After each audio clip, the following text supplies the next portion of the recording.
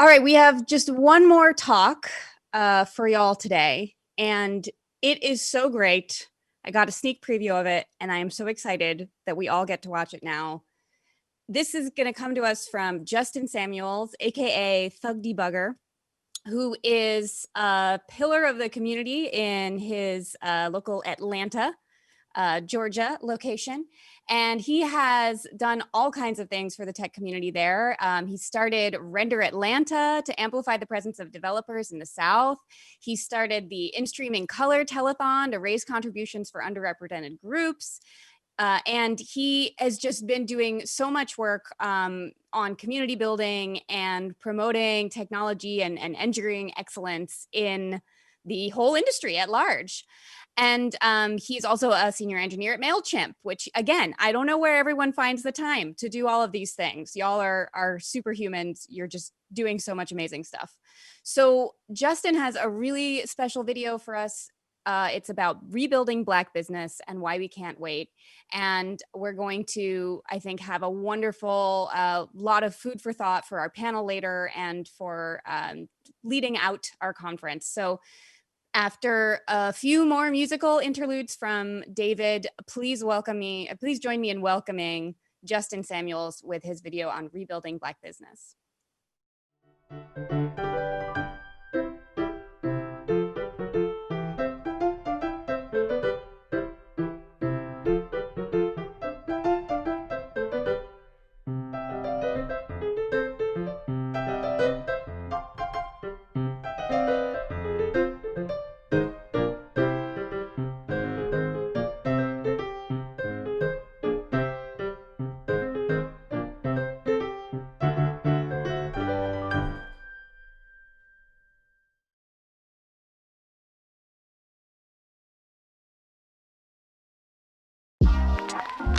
Hey, yeah. Hey, let me get my swerve on real quick. Listen. It's the perfect time and place for us to celebrate. So maybe we gon' celebrate. Pour up a little taste, Now go and hold your glass up, light another match up. Won't let this moment pass us, no way. Cause it's the perfect time and place.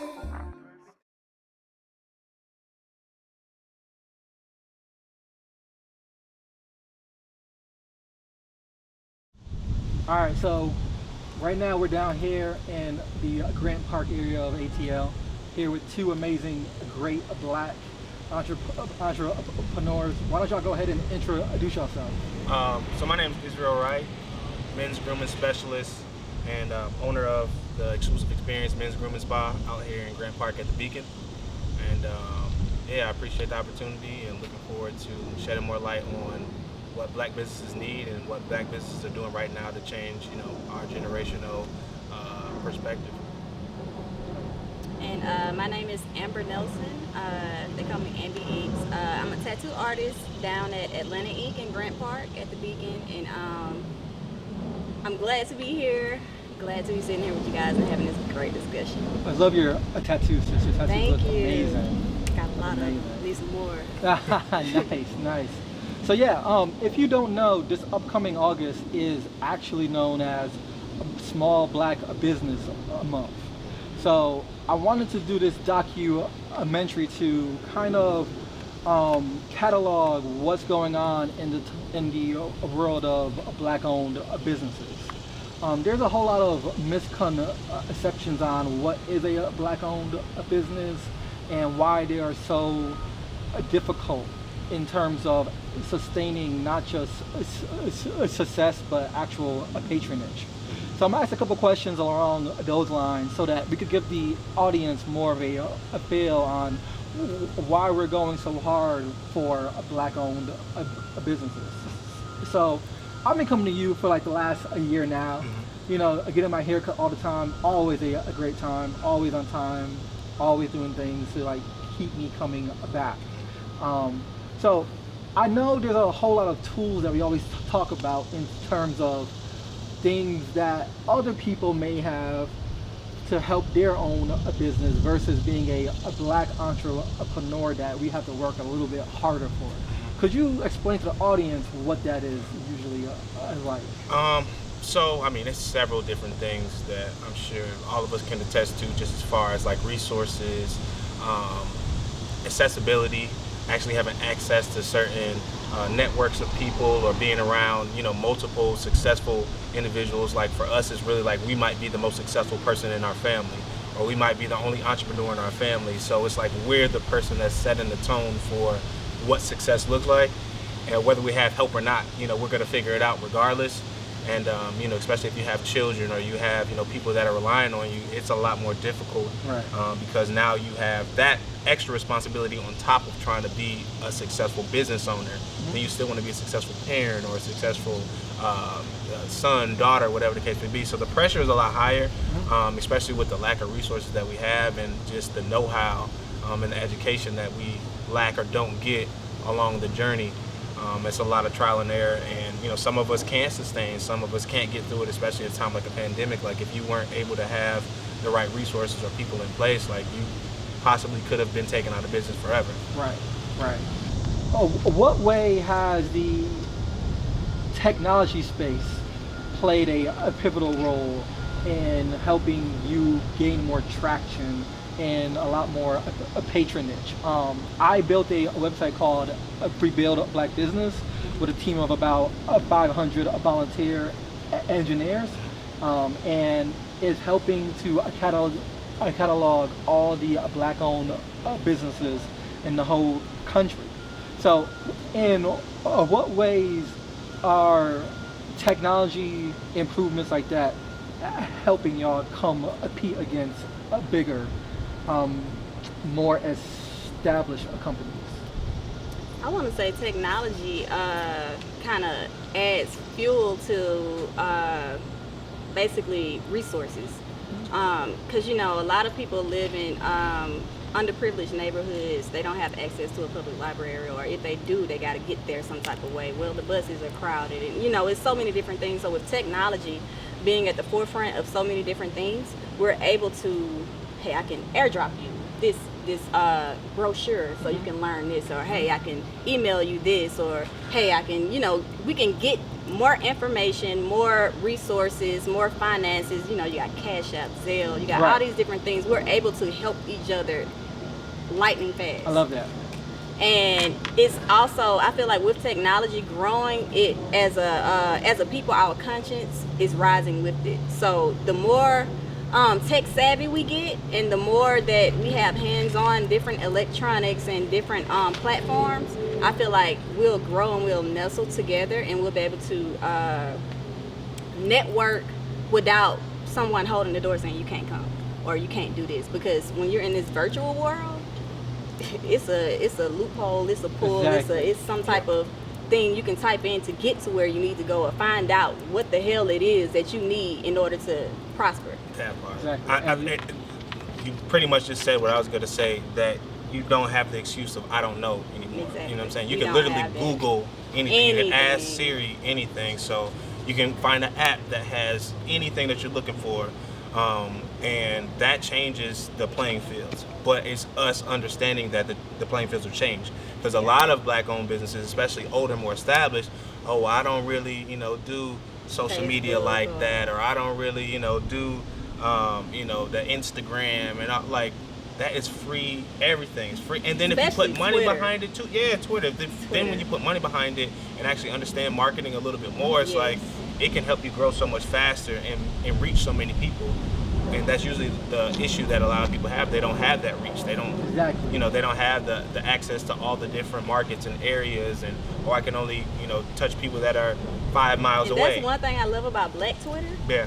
Black Twitter is a whole different Yeah. world. It's You lit. can be like, it only takes one retweet Yeah. to get me, and then Black you Twitter's boom, on it. you're They're gone. like, boom, hit her up, boom, boom, boom, boom, boom. Yep. It's like I love it. it's like our news. We're able to Real communicate time, with too. people Yeah. in Nigeria. We're Yeah. able to communicate with people over there in freaking Jamaica, and all of these business techs from all over the world are just collaborating and making different dope shit. Yeah. Dope shit. Yeah. Like Dope it's shit. crazy. I love it. Yeah. It's Well, crazy. everybody, thank you so much for your time. Appreciate you. Let's just do a quick toast to, a black entrepreneurship and black Yes. excellence. Absolutely. Drinking on, a black-owned rosé and Yeah, it tastes black-owned good. whiskey. Love it.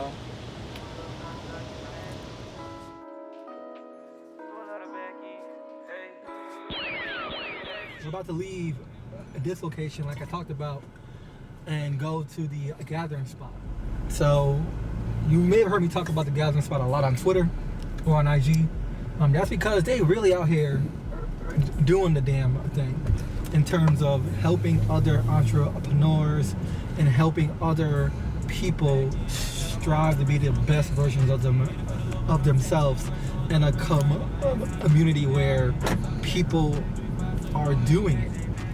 So that's why I'm out here trying to actively do the damn thing, which is why I'm actively trying to help people with the connections and the resources that I have to help them build generational wealth, to help them feed their family, to help them just be able to move freely and expand their network and their net worth.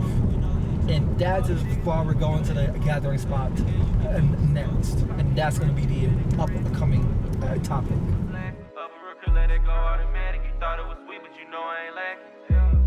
Back in, got a whole lot of rest with no packs in. Get it for the low, but I'm texting. Here we are now at the place I've been talking a whole bunch about, the infamous gathering spot here in Midtown ATL. So here with me now, I got two great people that I'd like to introduce y'all to. How about y'all introduce yourself, because I don't think I could do y'all's biography any justice at all. So how about you, Andre? Go ahead. Yes, my name is Andre Williams. I am the founder and president of Pivotal Wealth Management. So I'm a financial advisor here in Atlanta, Georgia.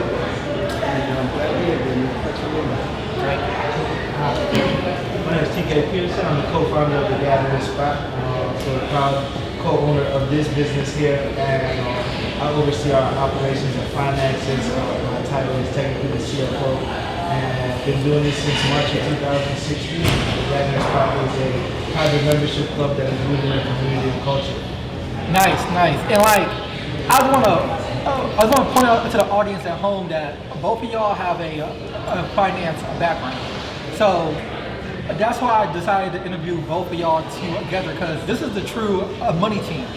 You know what I mean? And the topic is going to be about how we scale our black-owned businesses in a financial point of view to compete with other more established brands. Because I think both of y'all understand that. Because like you said, TK, you're one of the co-owners here of the Gathering Spot, a highly successful club. And then you over here, Andre, you help people like me grow our personal assets so that we could be better off, you know? So just to kick it off, what does generational wealth mean to each of y'all? To me, generational wealth means being able to pass on opportunity at its core. So, generational wealth is when you're able to bequeath a home to someone when they graduate from high school or college and save them having to spend a little discretionary income they have into something that isn't an income generating asset in the future, as opposed to something else. So being able to be gifted, the whole down payment on a home right after you graduate from school. And it's really about resources and opportunity, and that's what generation is. So to me, generational wealth is really transformative. It's empowering, and it's something that frees the next generation from the same level of struggles or work. It's really a foot forward. Where we don't, oftentimes as African Americans, we don't think about the legacy of anything. In my profession, I hear a lot of people say, hey, I made it, make it. Sometimes it's I paid for school, so that's their starting line. So people have different perspectives, but I really want more of us to have the sense of leaving a legacy, because when you do that, That's, we talk about the wealth gap or the need for access to resources. That's a way that you can actually make that happen by having an intentional effect of saying, I'm going to leave X amount to the next generation, pass on a business, an entrepreneur, the house, or be able to give that child a foot forward by putting the down payment on the home. That's empowering. We need more of it in our community. So we often talk about obtaining generational wealth, but we don't ever talk about how do you actually take the steps to get that wealth. Could you explain from a professional financial advisor point of view what kind of steps you could do personally to obtain that, not just for you as an individual, but also for your business? So it starts with a plan. Everything starts from the genesis of everything is what is it that you're trying to accomplish. You have to set the goals. You have the long-term goals, but you also want to have the milestones along the way. So from an individual perspective, the basics are a budget, cash flow management. I make this amount of money. I can't spend everything. This is what I call a YOLO mentality. Sometimes it gets us in YOLO trouble. mentality. Yeah, we want to travel, pop the bottles. We're on Facebook, with all the places that we're looking Right. with. And sometimes that's the opportunity. Those dollars that you're using to spend, that's the opportunity cost that you chose to make those choices. But you can make better choices and say, how can I take these dollars to invest in myself as far as my learning, invest in my portfolio to grow my assets, or to invest in a business. And sometimes we need to be more cooperative with how we go about our business. So maybe I don't have all the resources or all the knowledge and expertise and skill sets, but I can give TK who's got some skill sets, and we can work together jointly to grow an enterprise. So it's really, it kind of starts with that planning process that dictates the decisions to the path that you take going forward to actually create your own personal wealth and your business wealth. That makes a lot of sense, because I was reading a post today actually from the other co-founder of the Gather Spot, Brian, where he talked about things that people think are taken for granted that they get access to. Not all black-owned business owners get access to as well, which is something that you probably know pretty well as the CFO with the COVID crisis going on. PPP was, one of the things where people think you just go into a bank and then boom, you're done. You know what I mean? But it's a whole different process, especially as a black entrepreneur. Could you explain to me some of the systematic issues that you had faced from a financial point of view as a Gathering Spots CFO? I mean, from the outset, you got a disadvantage because of the community you come from, by the nature of the systemic oppression that we face. Because, the phrase that I heard one time is that cash is the oxygen for businesses. Oh yeah, and, it's a good one.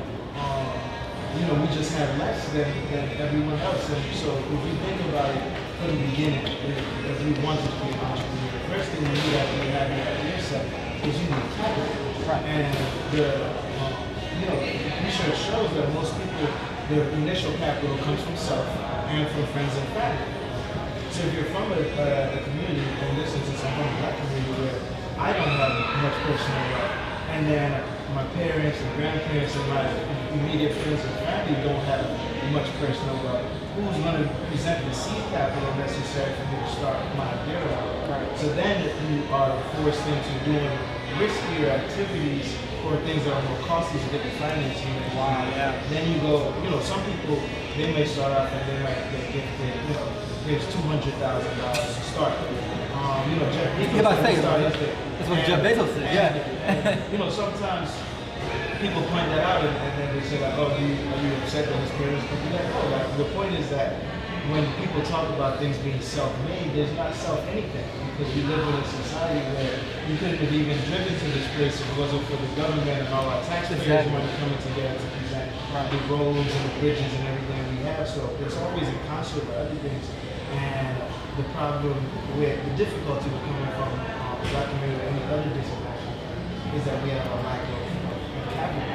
So from the offset to secure the funding that you need for business, then now you're using credit cards or personal loans that you get from places that are high interest loans. And there's so many things that you have to do. Everything that we really are not supposed to do to get financing for, we did to get business. Took out personal loans, got more credit cards and maxed the credit cards out. Do whatever you can. And the risk there is that if this business had not worked out, I would have just completely ruined all of my assets and my personal credit. Exactly. But that's the risk that you have to take in this situation because you don't have that. So, and to answer the question, how you get tools building your wealth, the steps to get here is that first, I'm just saying, you need to be able to have a budget in place because a lot of times people say, lower income people need financial literacy, but it doesn't matter how well you learn math or how good you can do a spreadsheet if your expenses are X and your income is half of X. Right. Nothing is about to change. Yeah. So the first step is making sure that you have enough coming in to cover your expenses, and then from there you can save, and when you're saving, that's when you can start to be and leverage your financial literacy and start to be more intentional about how you spend it. And then you can go from one of the best things that I was taught was that you should be using your primary income and the saving and the overage from that to be purchasing assets. That's what you should use your primary income for savings and purchasing assets. And what you're supposed to get from the free cash flow from the assets that you bought from the savings or the extra, that's your discretionary income. And that's how you go about things. And that's all easier said than done. It is. And much more possible when you're privileged enough to have a decent salary coming in and to have some excess. Because like most people in this country, they can't take I think the research said like a surprise $200 bill. And it's not most black people, it's just most people in this country. And the personal debt amount in this country is like 110% or something. Most people live on credit. So I'm gonna close with this, and I'm just gonna say my favorite quote of, to be an entrepreneur, you gotta be a little bit crazy because you often are up at crazy hours of the day, crazy hours of the night. You aren't working for any pay at all early on. You're just out here just trying to live out your dreams. But ultimately, by you trying so hard and you trying to just prove to your own self that what you're going to do to make yourself happy isn't what anybody else are going to do, you will always be the happiest person in the room. Always. Thanks a lot. I'm so happy that we were able to talk today, and hopefully y'all's gems will get people on the road to black financial wealth. Back in, got a whole lot of rest with no packs in. Get it for the low, but I'm taxing. One showing low, and I try and get my ass in. High off the woods, I packed it. 3-5, so you know I ain't matching. Young nigga, they know that I'm having. Catching players, I ain't talking about Madden. So yeah, man, thanks a lot for having us here today. I've heard great things about your tea shop here, and I'm just in awe because a lot of people that are of color don't think about tea, like the art of tea. And I say it's an art because there's a whole song and a dance behind trying to make good tea. The perfect cup. Right, the perfect cup. And there is such a thing as the perfect cup. So without further ado, let's just talk about who you are, what your business is, and where we are at right now. No problem. So thank you for allowing us to be a part of this documentary. My name is Jamel Shelton. I am co-owner of Just Add Honey Tea Company. We are a local, when I say local to Atlanta, we're a local loose leaf tea company based here in the city of Atlanta. We have currently 2 spaces. We have a retail space located inside the Sweet Auburn Curd Market. And then this is our second location where you're at right now. And this is our Beltline location, which really acts as a tea house.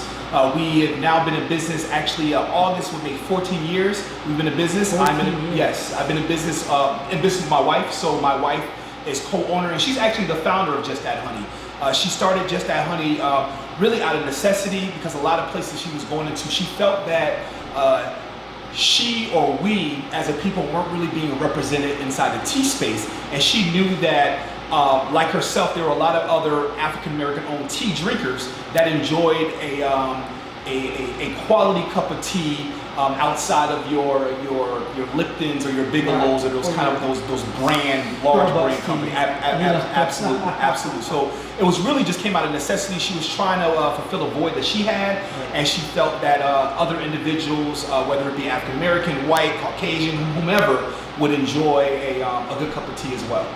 Obviously, y'all are still here, so congratulations. We appreciate it. We appreciate it. But I often think about this statistic of 40% of Black-owned businesses aren't expected to actually make it out of the pandemic.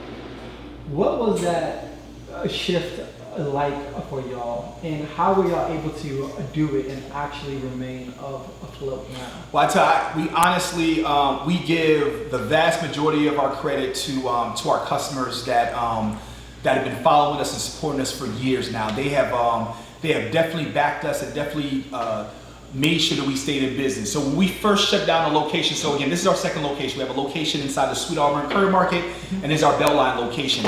When we shut down the stores, we can only really at that point rely upon our online market. So one of the first things that Brandy and I did was try to figure out a way we can offer our in-store experience in the privacy of an individual's own home. So two good examples of what we did. I think we made a very strong pivot. Once a month inside of this location, we offer tea blending classes where my wife teaches individuals how to blend a tea. She goes over just the whole spectrum of teas, how to make your special blend.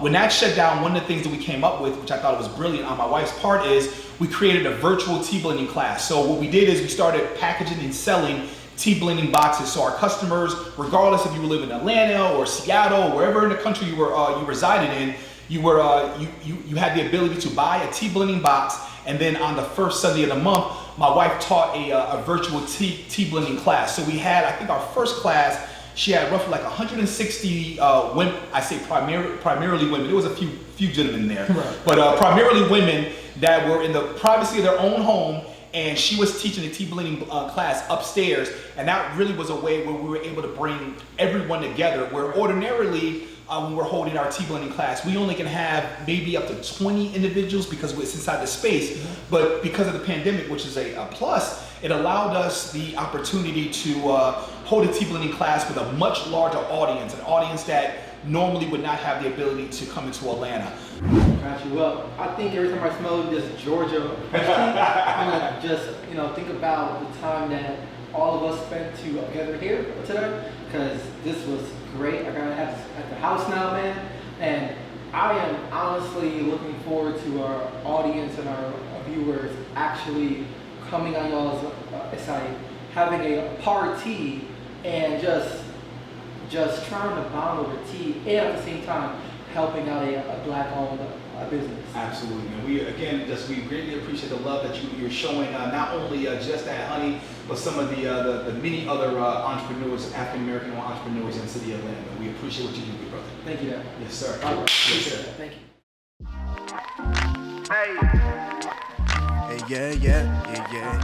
Yeah. All right. Thank you, everybody, for following along at home. If you've been keeping track, you know that Rebuild Black Business has over 14,000 Black-owned businesses in our database today, and it's constantly growing. With that, there are tons of possibilities on the data that could be harvested out of our database to help make improvements for the technologies that are available to these Black-owned businesses. That's why I'm happy to announce today that our API that we are using to access all this data is now available to you at home by going to api.rebuildblackbusiness.com. And I'm slick talking my game off on that Mike Vick and 06 shit. You look at me like I read minds, like I'm Saint Nick with your wish list. See what I've been saying is your hips, they test my patience. I've been on this Uncle Lyric since the PM at the AM and shit. You know I'm faded, but then we end up laying, and I sweat all in your covers. I'm gonna tell you it's so perfect time and place. Perfect time and place for us to celebrate. Yeah.